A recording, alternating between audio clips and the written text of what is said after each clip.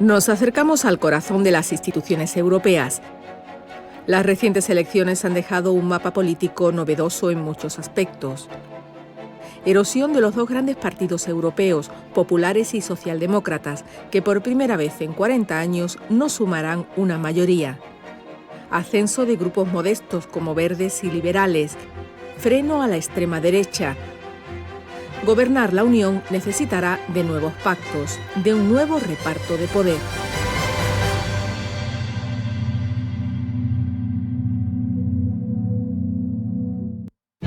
Las alianzas empezaron a forjarse ya el pasado lunes en París.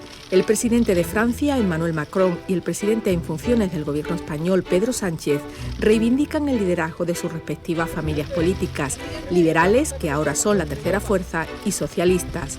Juntos pretenden arrebatar al Partido Popular Europeo el control que ejerce en Bruselas desde hace 15 años y prometen una orientación más progresista. Vamos a construir una Europa social.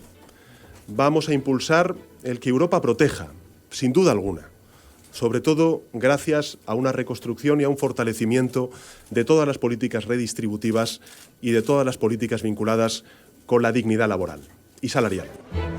Con 180 eurodiputados, los conservadores han perdido peso, pero siguen siendo la formación más numerosa. Para romper su hegemonía, posible hasta ahora por el apoyo de los socialdemócratas, hará falta la suma de 3 o más bloques, agrupados bajo una misma etiqueta europea, pero a menudo separados por intereses nacionales contrapuestos. El Parlamento Europeo siempre ha sido un parlamento muy fragmentado. Como se suelen utilizar sistemas electorales que favorecen la proporcionalidad, pues si pensamos por ejemplo en clave española, ha sido unas elecciones que muchos partidos políticos han utilizado como una estrategia de debut, es decir, como no te penaliza el distrito electoral, pues es más fácil obtener representación. Hay que ver qué es lo que ha pasado en ese país en elecciones previas, cuál es el estado de sus diferentes partidos, y eso al final, agrupándolos, da una sensación, pero la realidad es que la gente a día de hoy, muy pocos países votan en clave europea, siguen votando en clave nacional. En esa clave nacional sobresale el triunfo en Francia del partido de Marine Le Pen, que logra 23 escaños, uno más que la formación del presidente Macron. El éxito previsto del húngaro Viktor Orbán o el ascenso en Italia de la Liga de Matteo Salvini, el actual ministro de Interior, destacado por su dureza en la gestión de los flujos migratorios. Un mensaje que normalmente digamos que no necesita de demasiado esfuerzo, es el mensaje apelando al miedo. Es culpar a alguien de problemas que probablemente tú mismo has generado por hacer las cosas no especialmente bien, y otros porque son cuestiones que han ocurrido siempre y en todo lugar y que son imposibles de terminar con ellas del todo, ¿no? Vas a vender que la culpa es del otro.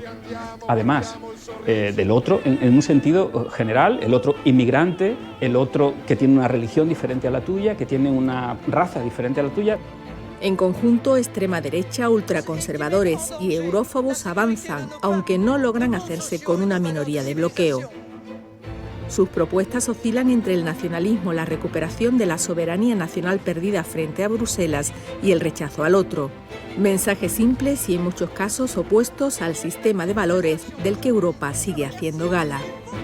Lo peor que nos trae la ultraderecha no es que crezca, que crece, nunca será predominante, creemos que nunca será predominante, pero sí es la contaminación de los discursos al resto de las derechas democráticas, incluso aparte de la izquierda también, ¿no? Ese discurso de insistir en la seguridad, en el control de fronteras, en la migración ordenada, que significa que no lleguen, ¿no? Y si llegan, que no entren, ¿no? Eso contamina gran parte del discurso político de los distintos países europeos, ¿no?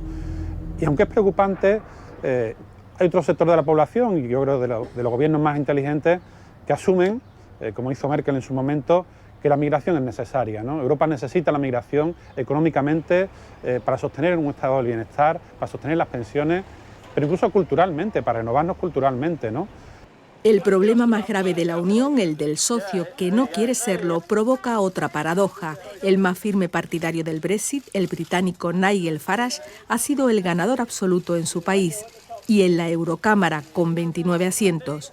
La primera vez, la primera y la única, el referéndum del Brexit, fue también un ejercicio de nacionalización de la política europea. Acabó siendo en buena medida un referéndum sobre David Cameron y lo perdió, con unas consecuencias que, bueno, pues están por ver.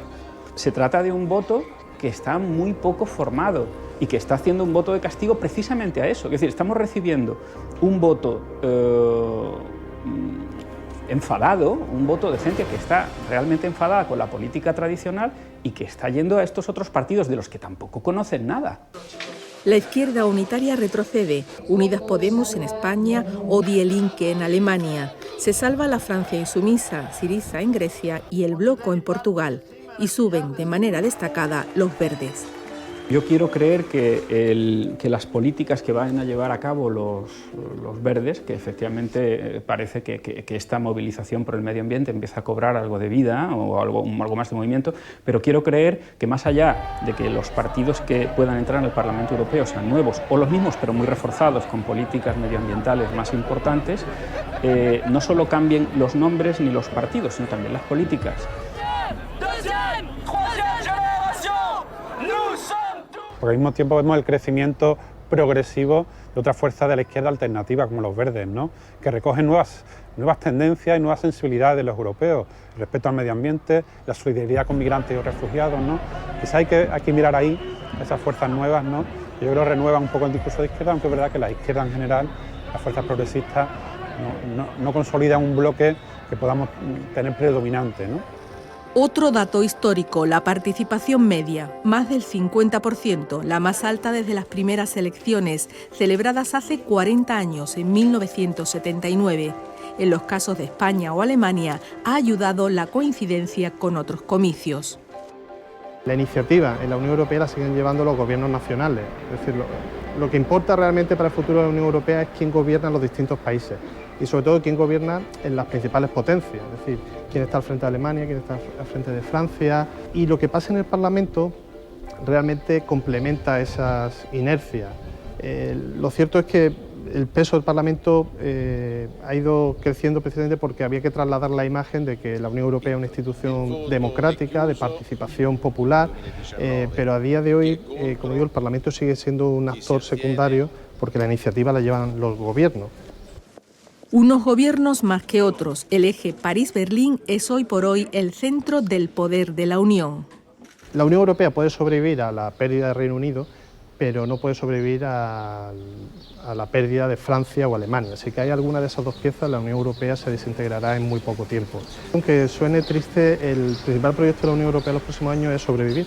Es decir, hemos pasado de hace no tanto tiempo a un proyecto europeo que parecía que no tenía fin en cuanto a su crecimiento, en cuanto a la ampliación de competencias, la cesión de soberanía de sus Estados miembros y las convulsiones que han tenido lugar en los últimos años, principalmente la salida de Reino Unido, pero también el ascenso de fuerzas muy hostiles a ese proyecto europeo en múltiples países, ha hecho que el principal horizonte de la Unión Europea es justificar que debe seguir existiendo la Unión Europea. En las próximas semanas veremos cómo la política comunitaria se decide en buena medida en otros espacios fuera del Parlamento.